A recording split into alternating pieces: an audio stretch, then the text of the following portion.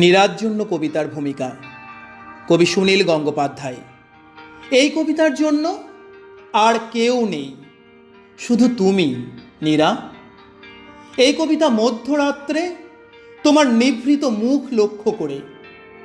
ঘুমের ভিতরে তুমি আচমকা জেগে উঠে টিপয়ের থেকে জল খেতে গিয়ে জিভ কামড়ে এক মুহূর্ত ভাববে কে তোমার কথা মনে করছে এত রাত্রে।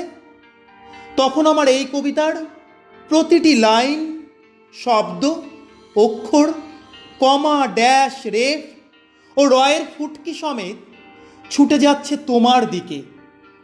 তোমার আধো ঘুমন্ত নরম মুখের চারপাশে, এলোমেলো চুলে ও বিছানায় আমার নিঃশ্বাসের মতো নিঃশব্দ এই শব্দগুলি, এই কবিতার প্রত্যেকটি অক্ষর গুনিনের বাণের মতো শুধু তোমার জন্য।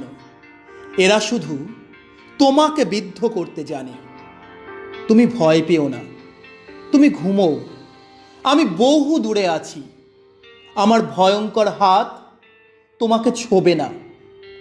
এই মধ্যরাত্রে আমার অসম্ভব জেগে ওঠা উষ্ণতা, তীব্র আকাঙ্ক্ষা ও চাপা আর্তরব তোমাকে ভয় দেখাবে না। আমার সম্পূর্ণ আবেগ শুধু মোমবাতি আলোর মতো ভদ্রহীন। শব্দ ও অক্ষরের কবিতায় তোমার শিয়রের কাছে যাবে। এরা তোমাকে চুম্বন করলে তুমি টের পাবে না। এরা তোমার সঙ্গে সারা রাত শুয়ে থাকবে এক বিছানায়। তুমি জেগে উঠবে না। সকালবেলা তোমার পায়ের কাছে মরা প্রজাপতির মতো এরা লুটোবে।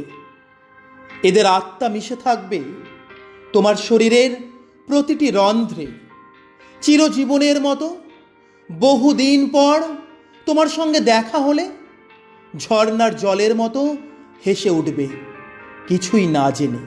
নীরা, আমি তোমার অমন সুন্দর মুখে বাঁকা টিপের দিকে চেয়ে থাকব। আমি অন্য কথা বলার সময় তোমার প্রস্ফুটিত মুখখানি আদর করব মনে মনে। ঘর ভর্তি লোকের মধ্যেও আমি তোমার দিকে নিজস্ব চোখে তাকাবো। তুমি জানতে পারবে না তোমার সম্পূর্ণ শরীরে মিশে আছে আমার একটি অতি ব্যক্তিগত কবিতার প্রতিটি শব্দের আত্মা। ধন্যবাদ।